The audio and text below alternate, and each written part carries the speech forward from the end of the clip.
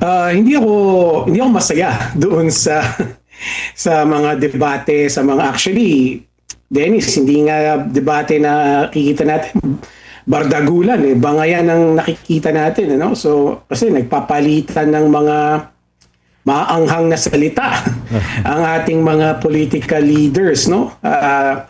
Syempre nakikisawsaw din yung mga opisyales ng embahada ng China sa bansa natin. So ang hindi nakakatuwa kasi unang-una tayong mga outside observers, no, tayong karamihan ng Pilipino, baka maisip natin na hanggang ganito na lang ang usapin ng West Philippine Sea issue, no, na ang ang mananaig lagi is bangayan at bardagulan, hindi yung mabuting pag-uusap, no. So yun yung hindi nakakatuwa sa nakikita natin. Of course, yung binanggit mo na pangamba na baka lumantad or lumabas yung mga kahinaan natin. Alam mo, Bombo Dennis, obvious naman kung ano ang kahinaan natin eh.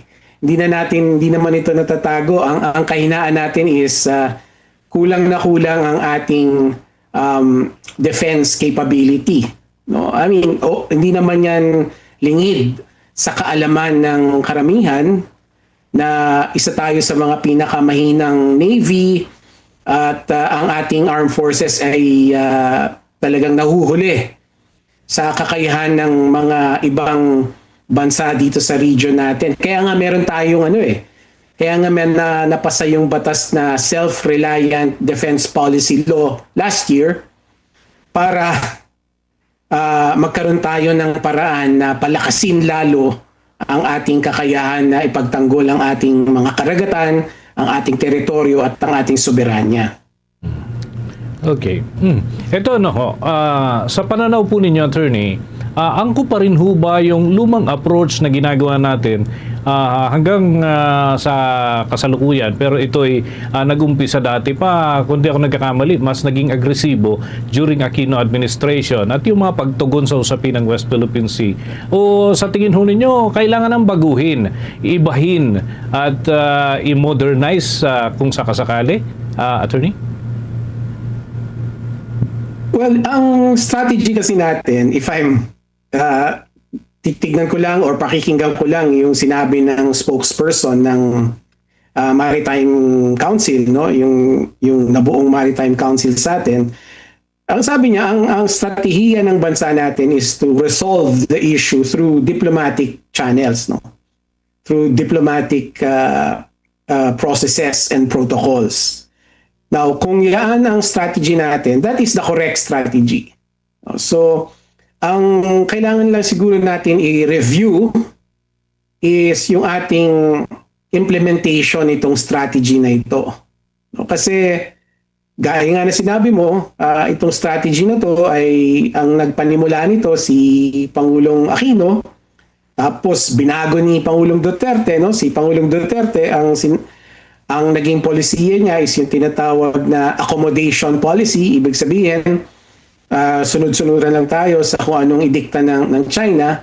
At ito'y binaliktad ulit ni Pangulong Marcos sa termino na niya. At ngayon, nandito na naman tayo sa pag-resolve nito through diplomatic processes. No? So, personally, sa akin, yun ang tama. Pero ang kailangan nating tignan sa ating sarili is kailangan kasi nasa isang pahina tayo lahat dito eh. Yung lahat tayo ay sumusunod lamang sa isang kumpas. Right? The way what's happening now is meron tayong mga opisyales sa gobyerno na sumusunod sa sarili nilang kumpas. No?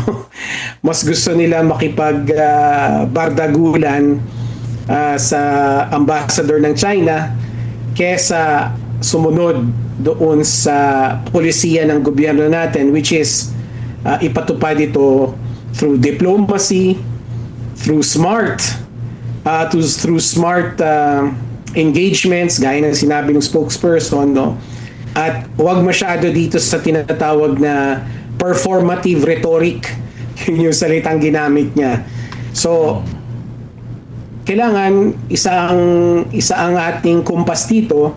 So dapat yung mga public officials natin na maingay, sana naman makinig sila dun sa sinasabi nung spokesperson ng National Maritime Council. I see. Bago po yung iba pang punto na nais ko pong maitanong, bigyang daan ko muna itong katanungan ni Bombo Jai Racangayo, ang akin pong co-anchor. Bombo Jai? Yes, attorney, sa kabuuan nitong Transparency Initiative ng Marcos Administration, masasabi niyo po ba o masasabi ba nating nagkaroon din ito ng breakthrough?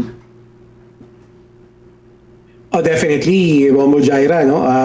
Malaking pagbabago yung from the previous administration to itong ginagawa ng Marcos administration, which is one of the guiding principles is yung transparency, no? Kasi tayo sa civil society, nalalaman natin kung ano yung mga nangyayari and nakakatugon tayo appropriately, no? So pag nakakakita tayo ng mga binobomba na mga barko natin, nalalabas natin yung mga saloobin natin, no? At yung gobyerno natin, nagkakaroon sila ng parang ng support from civil society dun sa mga ginagawa nilang pagkikilos.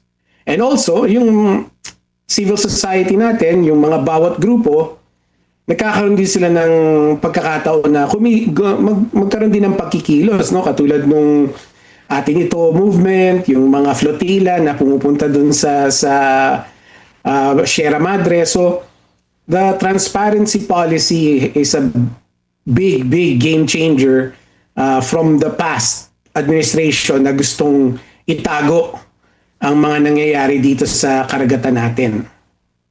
At sa ibang usapin, attorney, bilang constitutionalist, angkop lang ba ang tila pagsita ng ilang mababata sa Korte Suprema dahil sa ruling sa issue nitong impeachment? Ang pinag-uusapan mo ba yung laban kay Senate President Soto? Yung pag-cite in contempt? Kaugnay dito sa impeachment complaint against President Ferdinand Bongbong Marcos Jr., attorney. Hindi ko alam kung aakyat sila sa Korte Suprema. Yun ba sinasabi mo? Yes, attorney. Hindi ko pa naririnig na meron palang mga planong ganun, ano? Pero kung meron man, I think hindi magandang idea yun, ano? Kung ako ang magpapayo sa kanila na dahil hindi nila nagustuhan yung desisyon ng Committee on Justice, sa Korte Suprema sila aakyat, I wouldn't advise that, no? Kasi ang gusto natin maiwasan, Bombo Jaira, is mangialam ang Korte Suprema sa mga usaping politikal. Ayaw natin yun, eh. Ayaw natin ng yung tinatawag nating judicial overreach, no? Ang gusto natin, political matters remain in the political realm. So, dapat ang mga mambabatas, ang taong bayan, ang magre-resolba ng mga ganyang klaseng mga issues, no? Kasi what's involved here, yung impeachment ni Pangulo Marcos at yung eventually yung nangyari doon is really a political issue. It's a political matter. Now, kung iaakit mo yun sa Korte Suprema, kung ano man yung hinaing mo, that's giving the Supreme Court an opportunity again to intervene in political matters under their extraordinary jurisdiction, no? Kung merong grave abuse of discretion, yun na nga ang gusto natin maiwasan, ano, para hindi nangingialam ang Korte Suprema sa mga usaping politikal. Okay, thank you so much, Attorney Bombo Dennis. Siguro magkaroon na lang tayo ng part 2 para naman dun sa iba pang mga paksa, lalo't mainit na rin itong usapin sa impeachment case ni Vice President Sara Duterte. Maraming salamat po at happy weekend. Happy Valentine's Day na rin, Attorney. Maraming salamat din.